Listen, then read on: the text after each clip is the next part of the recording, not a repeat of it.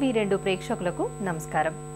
అక్షరాల గవాక్షాలను తెరుచుకుని తేనెలూరు తీయని తేట తెలుగు, మధురమైన మన కవితా పరిమళాలు విన్నా హృదయాలు ప్రేమరాగాన్ని పలుకుతాయి.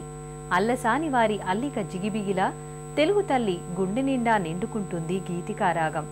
సూర్యచంద్రుల తారాతోరణమై జగమంతా భాషా జ్యోతులు వెలుగుతాయి అంటూ తెలుగువారి భాషాభిమానాన్ని ఘనంగా చాటారో కవి. అలాంటి తెలుగు భాష గొప్పతనాన్ని తెలిపే పలు ప్రత్యేక అంశాలను మీ ముందు ఆవిష్కరిస్తోంది ఈ వారం తెలుగు వెలుగు.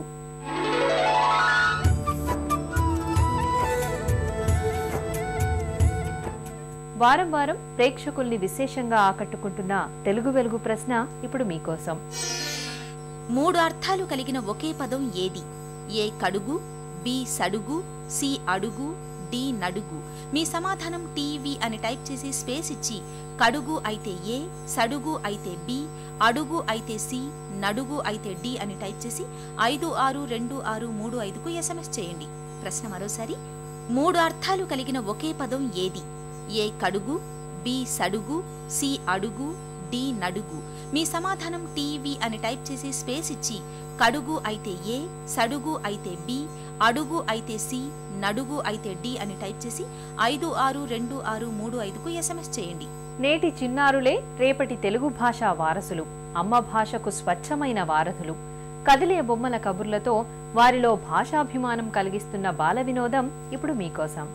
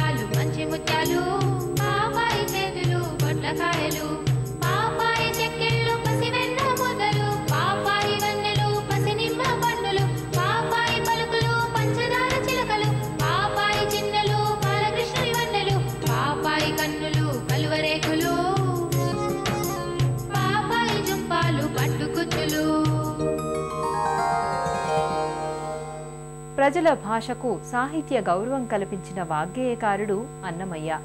ఆయన సంకీర్తనల్లోని భాషా సౌందర్యాన్ని ఇప్పుడు ఆస్వాదిద్దాం.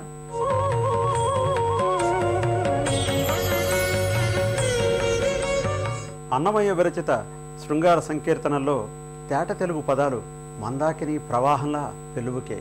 అమ్మవారిని, అయ్యవారిని, వారి అన్యోన్య దాంపత్యాన్ని ఎంతో చక్కగా తేట తెలుగు పదాలతో అన్నమయ్య వర్ణించాడు. అరుకలు చెల్లవు హరిపురుషోత్తమ నలినిందిర నీతో నవ్వినది.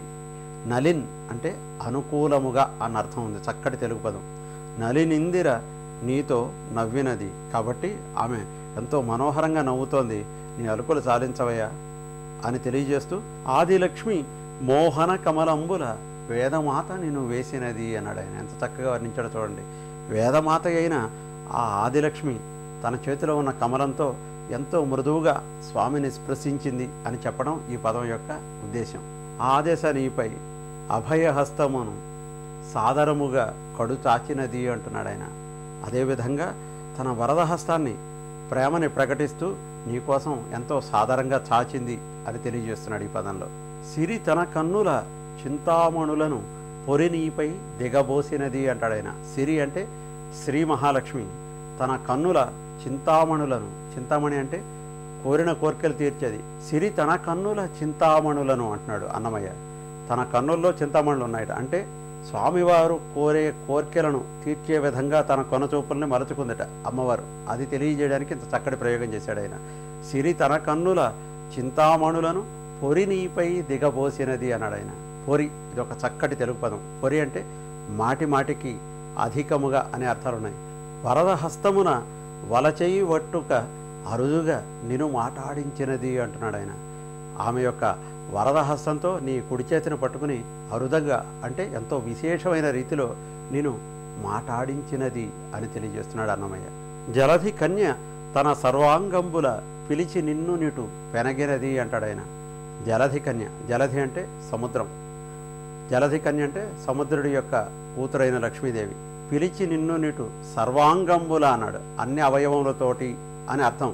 కానీ మనం తీసుకోవాల్సింది మాత్రం త్రికరణ శుద్ధిగా ఆ స్వామిని అమ్మవారు కోరుతోంది అని తెలియజేయడం. పిలిచి నిన్ను నీటు పెనగినది, ఎంతో చక్కగా నిన్ను పిలిచి నిన్ను పెనవేసుకున్నది. అలముక శ్రీ వెంకటాధిప నిన్ను రతి ఎలమి నీవురం వెక్కినది అంటాడు ఆయన. అలముక, అలముక అంటే అలముకోవడం. ఆ అమ్మవారు ఎంతో ఆత్మీయంగా నిన్ను అలముకొని నీ ఉరం ఎక్కి ఎంతో చక్కటి శోభతో ప్రకాశిస్తోంది. కాబట్టి నువ్వు ఇంకా అమ్మ మీద ఏమాత్రం అలగద్దు అని తెలియజేస్తూ, అరుకలు చెల్లవు హరిపురుషోత్తమ నలినిందిర నీతో నవ్వినది అనే ఈ మనోహరమైన మనోజ్ఞమైన శృంగార సంకీర్తనని మనకు ప్రసాదించాడు తాళపాక అన్నమయ్య. మరిన్ని విశేషాలు చూసే ముందు స్వల్ప విరామం.